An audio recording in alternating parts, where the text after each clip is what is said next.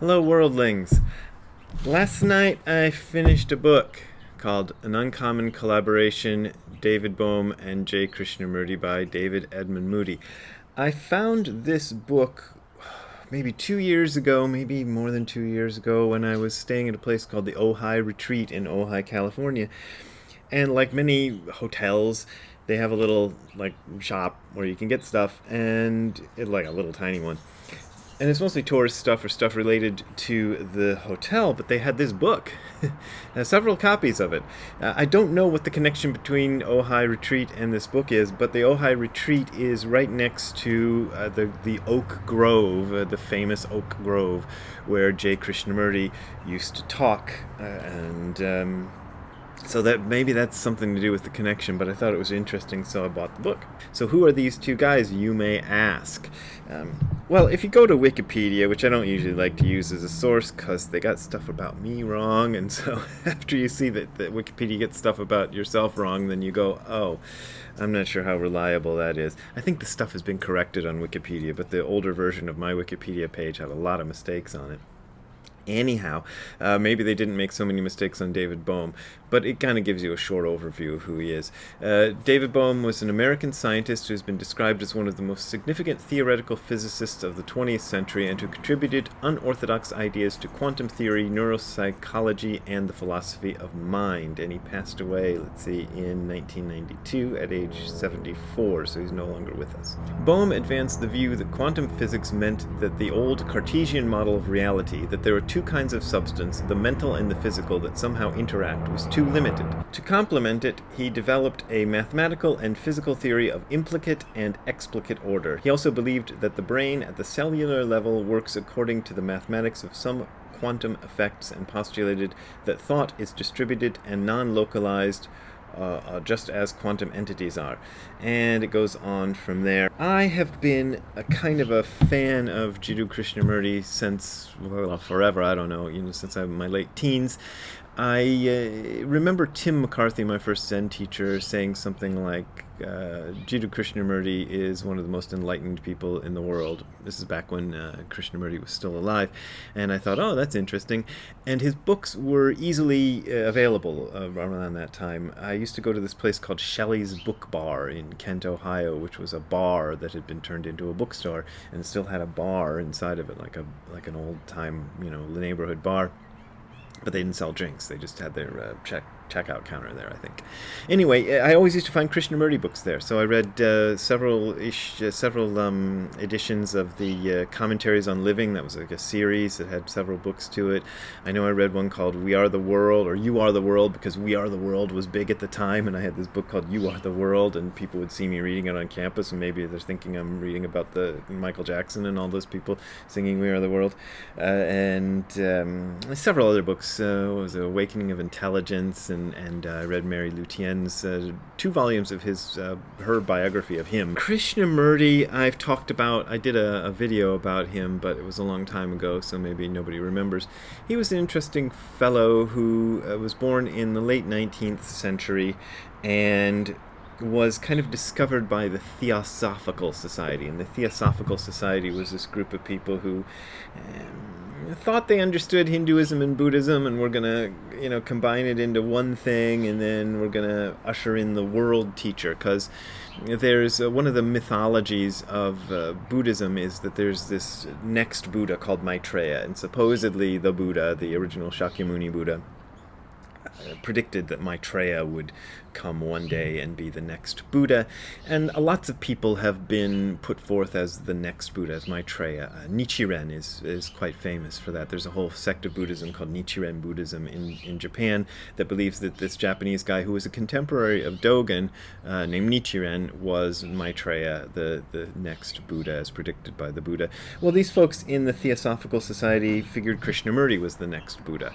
They found him as a child, and apparently he was this kind of spaced out, possibly mentally handicapped. There's implications of that in some of the biographies of Krishnamurti, that when they found him, he was just this kind of dopey kid, and somehow they instructed him in all their theosophical lore, and decided to make him the world teacher.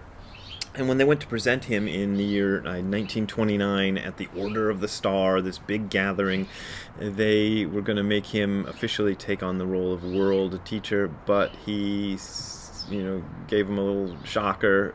He went up on stage and dissolved the Order of the Star and said truth is a pathless land, and repudiated that whole idea of him being the world teacher.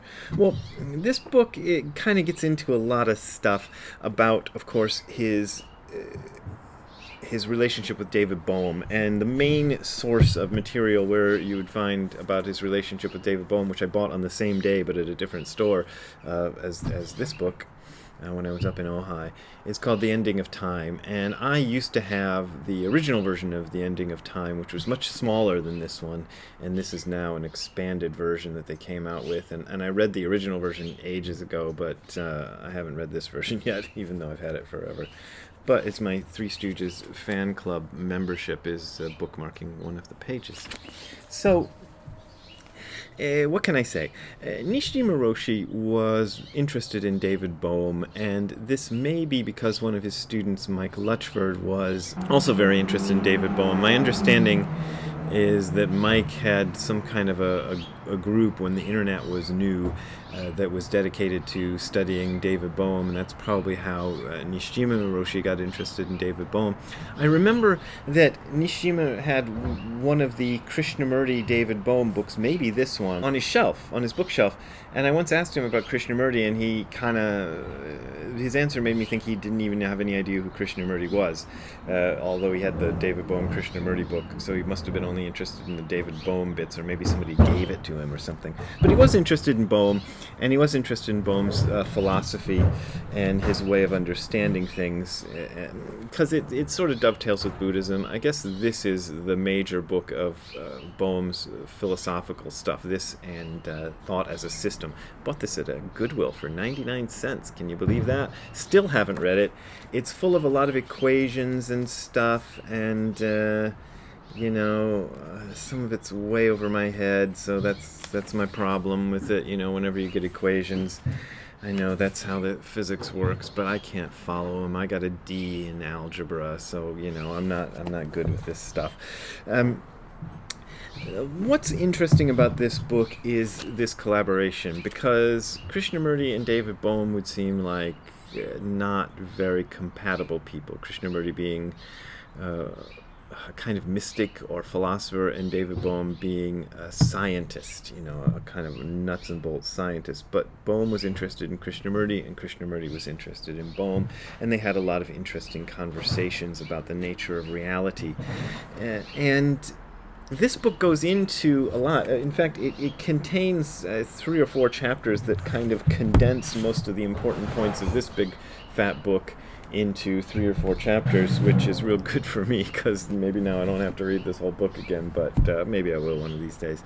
But so that's really useful, and it goes into their relationship, which is something that you don't get in this. So it does tell you about some of the ups and downs, because apparently they had a falling out. They had a couple of fallings outs. Anyway, one's in 1975 over a book that was supposed to have been published of their collaborative talks, that suddenly it was decided that they were going to scrap this book, and according to the author of this, that book still hasn't come out. Bits and pieces of it have appeared here and there, and some of it's on the internet apparently, but the original 1975 book of their talks never came out, and nobody ever figured out why. And this author actually went to the people who own the rights and asked them why, and was stonewalled by them, and they wouldn't tell him why it was never published. So that's kind of interesting.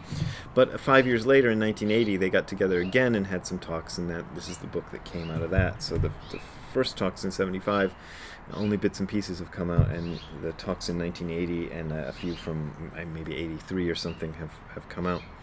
The other interesting thing, or the sort of annoying thing about this book, is that I'm not going to say this is a bad author or anything, but whenever he touches on Buddhism, which does have some relevance to the story of Krishnamurti, he doesn't know much about Buddhism. And in particular, it was annoying that when this author, tries to explain what the Buddhist idea of Maitreya is, he gets it all wrong. He basically spits out the theosophical idea of Maitreya as if that's what the Buddhists believe about Maitreya, and it's not really true. Although, of course, within Buddhism there are dozens of different versions, maybe more than dozens, of the Maitreya story, but he really kind of doesn't get it right anyway. The other thing that's kind of interesting about Krishnamurti is his philosophy of choiceless awareness, which I think always sounds to me a little bit like the same idea as shikantaza. Choiceless awareness is just to be aware of things without choosing what you're going to be aware of. Just let things be as they are and be aware of them. And that's what Zazen is all about in Dogen's idea of Zazen. So I think that's interesting. But then there's all this kind of weird stuff about Krishnamurti. There's this... So the Theosophists believed that there had to be this empty vessel, which Krishnamurti was going to be, and then the world teacher, who was sort of a spiritual being from some other realm, was going to come and talk through this empty vessel. And there's always this kind of question about whether he was that or not among the Krishnamurti folks.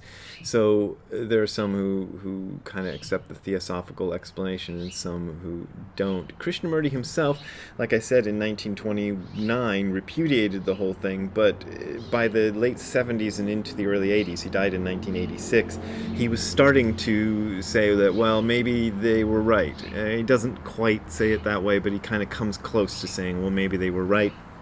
And this book gets into some of that stuff. Well, let me read you one thing. This is a longish paragraph quoted from, this is 10 days before Krishnamurti died. So he's saying this. I was telling them this morning, for 70 years that super energy, no, that immense energy, immense intelligence has been using this body. I don't think people realize what tremendous energy and intelligence went through this body. There's a 12-cylinder engine, and for 70 years was a pretty long time, and now the body can't stand anymore. Nobody, unless the body has been prepared very carefully, protected, and so on, nobody can understand what went through this body. Nobody. Don't anybody pretend. Nobody. I repeat this. Nobody among us or the public know what went on. I know they don't. And now, after 70 years, it has come to an end. Not that the intelligence and energy, it's somewhat here every day and especially at night. And after 70 years, the body can't stand it. Can't stand it anymore. I can't. It can't, sorry. The Indians have a lot of damned superstitions about this, that you will and the body goes and all that kind of nonsense.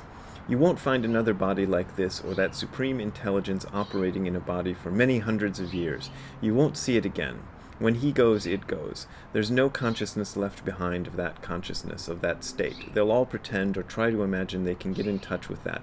Perhaps they will somewhat if they live the teachings. I guess he means his own teachings. But nobody has done it. Nobody, and so that's that. That's an interesting way of putting it. It's kind of, to me, because Krishnamurti rejected so hard every tradition that might have had any sort of philosophy about the sort of thing that was going on with him and the sort of teaching that was flowing through him, that he's just kind of afloat and he doesn't know what to make of it. The truth is, I think, that you can't really put this stuff into words. It's just impossible. So, in one sense, Krishnamurti was exactly right. All of the theories, all of them, the Buddhist theories included, Dogen's theories included, about what this stuff is, are wrong. And there's a danger in that if you kind of follow those theories and kind of take them literally or something, you're just going to invent a kind of bizarre sort of philosophy that becomes very culty and weird. And I think at the end of his life, Krishnamurti was really worried that somebody would kind of try to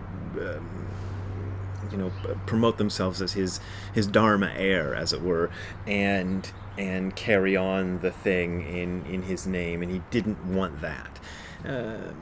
Which brings up an interesting point, because in the Zen stream we have that idea. We have the idea that somebody can be the heir of someone's dharma, of someone's understanding, and I've been that with Nishijima Roshi. Others have been that for Suzuki Roshi and Kobun Chino and other people. It doesn't matter. And the Buddha even supposedly started all of this. So what does it mean? There was this whole discussion I saw on Facebook recently, where this group of Soto Zen Buddhists who get on Facebook were trying to figure out whether Dharma transmission was really all it's cracked up to be or not, and whether it's really important. Yes and no was what I'd have to say. I think yes, it's important, but no, it isn't a guarantee that some sort of magical something has been transmitted or that. It does require some trust. For example, Nishijima Roshi must have trusted me in order to have done this. Trusted me not to go out there and screw up everything that he had tried to do all his life. But trust can sometimes be mistaken. Sometimes you can trust somebody and then you realize, oh, I shouldn't have trusted that guy. That happens in the case of Dharma transmission too. But there are other cases where the person who has been entrusted with something tries to live up to that trust. I've always tried my best to live up to the trust that Nishijima Roshi had in me. I don't know if I've done a good job. You tell me if I've done a good job. Actually, don't tell me. I don't really care. But I know that I've tried to do it. So there's that. I don't know what to make of Krishnamurti. I think I said this on my last video about him. I don't, all this sort of quasi-science fiction stuff about the world teacher, transmitting through him, from the ethereal realm. Don't really buy that stuff. And even if that was the case, let's just speculate for a minute that there's this world teacher out there and that it transmits through the vacant body of Krishnamurti. Even that would not be the final answer, because the world teacher out there would still be a manifestation of mind in the Buddhist sense. Sorry about the trucks. Like I say every time I do this on a Thursday, if I waited for these trucks to be gone, I'd never get the videos done. One final real interesting part of this book to me was there's a bit of stuff about a word that Krishnamurti used, and I think this author credits David Bohm for introducing this word into their conversations, which is the ground. And Krishnamurti had this idea that there was kind of a final something. So when I was talking about final answers, not the final answer of this science fiction-y being talking through the mentally handicapped person kind of idea of Krishnamurti, but more of the idea that there is a kind of ultimate ground, there is a base. And that part of the Krishnamurti philosophy has always been interesting to me, or been interesting to me for a long time, because part of my own, so-called Kensho experience that I've talked about a few times was sort of the words that came to mind as I was sort of experiencing it was sort of like, there is a bottom to all of this. And, I don't know if I can ever explain that fully, but the idea was that I thought infinity meant that you could just fall forever through infinity and never reach the ground. But I saw at that moment that there was a ground, that there was a basis to all of everything, that there was a single basis, a single thing that it all was, which I think is interesting, and I think that's one of the ideas that Krishnamurti tried to put forward. There's that problem that Krishnamurti never seems to have been able to communicate what he wanted to communicate to anybody. And that's also exemplified by the relationship between these two guys, because if anybody would have gotten what Krishnamurti was putting forward, you'd probably expect it to be David Bohm, because they had such a close relationship and they were working so hard on trying to figure each other out. But David Bohm never felt like he got it all with Krishnamurti, and that's kind of a shame. There was no sort of moment of like, I get it, an awakening moment or anything like that with David Bohm, which is I think David Bohm himself was very depressed about. That's the impression I get from reading the book. Okay, I went on a long time about that book, and I don't want to go on too much longer because you got a day to do, and you got things to do, and places to be, and people to harass and whatever. So if you want to send me some money so that I can go places and harass people, you can send some to the URL that you're seeing on the screen. That is my only way of making a living right now, but I really appreciate those of you who do support me. And if you don't have money and you're having trouble, don't even donate to me, because I'm not desperate. But the reason I'm not desperate is because there are a lot of regular donors, most of them very small donors, but that keeps me going. People who send in $1 a month or whatever, that really helps a lot, and that's how I keep going. So thank you very much for those donations. They really mean something, even if they're small. So we will see you next time. Have a good time all the time. Bye.